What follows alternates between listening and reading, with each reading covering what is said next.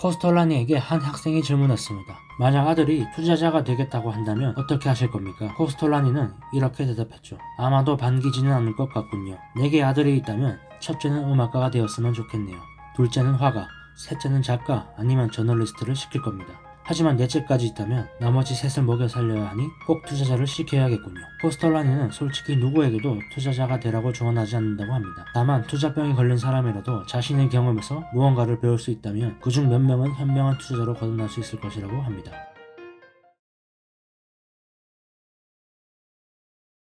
11장 머니 매니저 남의 돈으로 하는 투자. 진지한 머니 매니저는 주로 평균 이상의 수익률이 보장된 곳에 고객의 돈을 투자합니다. 하지만 코스톨라니는 그들의 성공률은 그리 높지 않다고 평가합니다. 대개 포트폴리오 매니저의 성과는 동일한 주식을 30년째 보유하고 있는 가정주부보다 좋지 않다면서 말이죠. 코스톨라니는 이것은 그들이 소심파 투자자가 아니기 때문이라고 말합니다. 그들은 대체로 인내심과 생각이 부족하다면서 말이죠. 그들은 매달 좋은 성과를 내야 한다는 압박감에 여기저기 기웃거립니다. 그들이 매수한 주식이 곧장 움직이지 않으면 얼마 지나지 않아 팔아버리고 현 시점에서 가장 인기 있는 종목에 뛰어들죠. 이들 중 일부는 거래 중독자가 되어버립니다. 요컨대 펀드 매니저든 자산관리자든 투자 상담가든 남의 돈으로 투자하는 사람이라면 청렴하고 책임의식을 품고 있어야 합니다. 경험도 많아야 하며 소심파 투자자들처럼 꼬지가 있어야 하죠. 그중 하나라도 중독되지 않으면 매일 16시간을 일한다고 해도 소용이 없습니다. 투자 펀드, 다수의 장기 투자자를 위한 버스. 언젠가 누가 코스톨라니에게 투자 펀드가 자가용이 없는 모든 사람들에게 안성맞춤인 버스와 같다고 비유했고 펀드 매니저는 버스 기사와 동일하다고 설명했다고 합니다. 그 말에 코스톨라니는 이렇게 말했습니다. 하지만 그 운전기사가 운전면허증을 가지고 있는지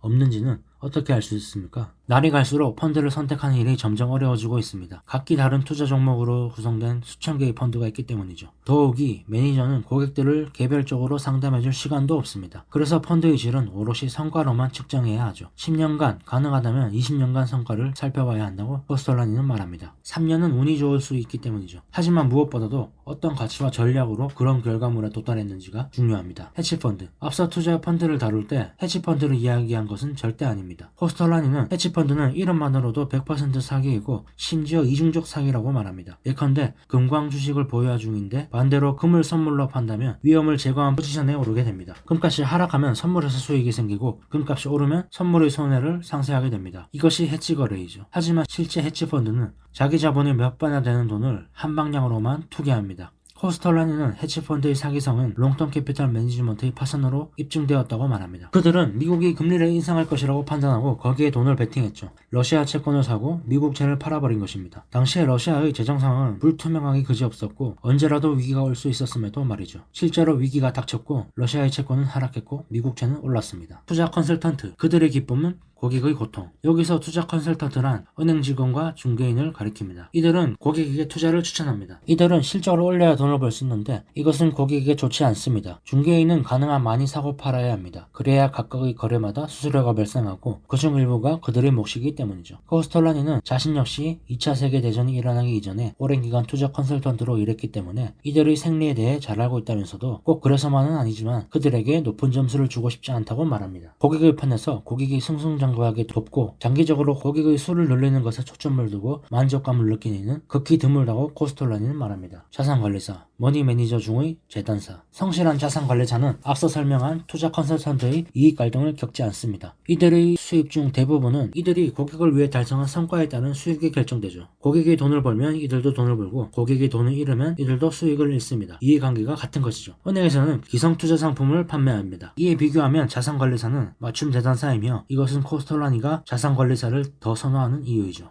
12장 모험을 하려는 사람들에게. 손해돈 모험의 일부다. 코스톨라니에게 한 학생이 질문했습니다. 만약 아들이 투자자가 되겠다고 한다면 어떻게 하실 겁니까? 코스톨라니는 이렇게 대답했죠. 아마도 반기지는 않을 것 같군요. 내게 아들이 있다면 첫째는 음악가가 되었으면 좋겠네요. 둘째는 화가, 셋째는 작가 아니면 저널리스트를 시킬 겁니다. 하지만 넷째까지 있다면 나머지 셋을 먹여 살려야 하니 꼭 투자자를 시켜야겠군요. 코스톨라니는 솔직히 누구에게도 투자자가 되라고 조언하지 않는다고 합니다. 다만 투자병이 걸린 사람이라도 자신의 경험에서 무언가를 배울 수 있다면 그중 몇 명은 현명한 투자자로 거듭날 수 있을 것이라고 합니다. 재차 말하지만 투자로 번 돈은 고통이 수반됩니다. 먼저 고통이 있고 뒤에 돈이 따라오죠. 투자자들이 꼭 경계해야 하는 사항이 있습니다. 어떤 수단을 동원해서라도 한번 잃은 돈을 되찾으려는 시도는 무모하다는 것입니다. 손실을 보았다면 즉시 인정하고 깨끗이 정리한 뒤 0에서부터 다시 시작해야 한다고 코스톨라니는 말합니다. 하지만 투자자들에게 가장 어려운 일이 바로 손실을 인정하는 것이죠. 이는 외과 수술과 비슷합니다. 독사에게 물렸으면 독이 온몸으로 퍼지기 전에 팔을 절단해야 합니다. 이는 빠를수록 좋지만 매우 힘든 일이죠. 100명 중 5명만이 현명하게 대처한다고 합니다. 다수의 투자자들은 수익을 한정하고 손실을 부풀리는 선택을 합니다. 코스톨라니는 투자는 포커 플레이어처럼 패가 나빠도 적게 잃고 패가 좋으면 많이 벌어야 한다고 합니다. 또한 매일 결산을 내고 벌어들인 수익이 얼마인지 계산하지 말아야 한다고 하죠. 시간의 문제가 아니다. 대부분의 사람들이 실시간 시세 정보와 좋은 컴퓨터를 가지고 일하는 전문가와는 경쟁할 수 없을 거라고 생각합니다. 하지만 결코 그렇지 않습니다. 코스톨라니는 사실 전문 증권 거래인들이 하는 업무의 95%는 시간 낭비라고 말합니다. 투자에 있어 가장 중요한 것은 바로 생각이라면서 말이죠. 그리고 생각은 어디에서나 가능합니다. 산책 중에, 조깅 중에, 자전거를 타면서 가능하죠. 하지만 완벽하게 정해진 교육을 받은 전문 투자자들은 특정 분야에만 전문화되어 있고 그곳에서 자신의 성공을 찾습니다. 만약 전문가 중에 스스로 생각하는 사람이 있다면 그는 근무 시간과 상관없이 동료들을 앞서갈 것입니다. 증권과 사랑, 그리고 증권에 대한 사랑. 증권과 사랑에 빠진 투자자는 그 외에 다른 것에는 아무런 의미도 찾지 못하게 됩니다. 그런 투자자는 인생에서 많은 것을 놓치게 마련이므로 심히 우려된다고 코스톨라니는 말합니다. 만약 자신의 인생에서 맛있는 음식과 좋은 와인, 아름다운 여성들, 그리고 음악이 사라진다면 얼마나 단조롭겠는가 라면서 말이죠. 코스톨라니는 이제 독자들에게 수년 전 자신이 세운 10가지 권고사항과 10가지 금기사항을 들려주는 것으로 작별 인사를 대신 하려 한다고 합니다. 계속 투자를 이어가든 아니든 무언가를 결정하기 전에 다음 사항을 명심한다면 향후 어느 정도의 수업료는 절약할 수 있을 거라면서 말이죠. 10가지 권고사항. 매입 시기가 되었다고 판단되면 어느 나라의 무슨 업종 주식을 매입할지 결정하라. 압박감에 시달리지 않도록 돈을 충분히 확보하고 움직이라. 인내심을 가져라. 모든 것이 당신의 생각과 다르게 진행될 수 있음을 잊어서는 안 된다. 확신이 있다면 강경하고 고집스럽게 밀어붙여라. 유연하게 행동하고 자신의 생각에 오류가 있을 수 있음을 인정하라. 새로운 국면으로 접어드는 것이 보이면 그 즉시 팔아라. 때때로 보유한 종목의 가치를 점검하면서 지금이라도 샀을 것인지 검토하라. 대단한 상승이 가능한 때만 매수한다.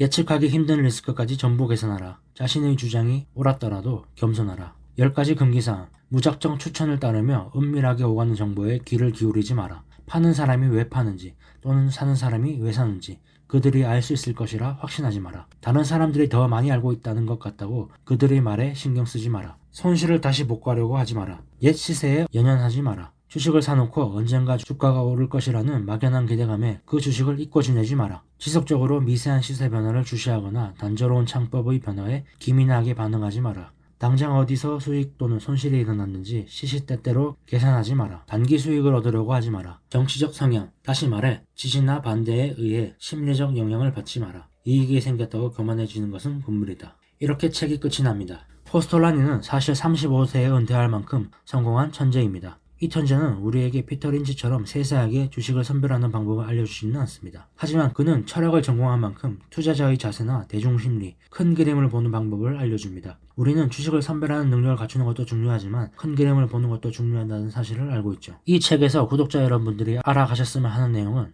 딱 5가지입니다. 첫 번째는 경제 상황과 주식시장의 상관관계를 산책하는 주인과 개에 비유하는 내용입니다.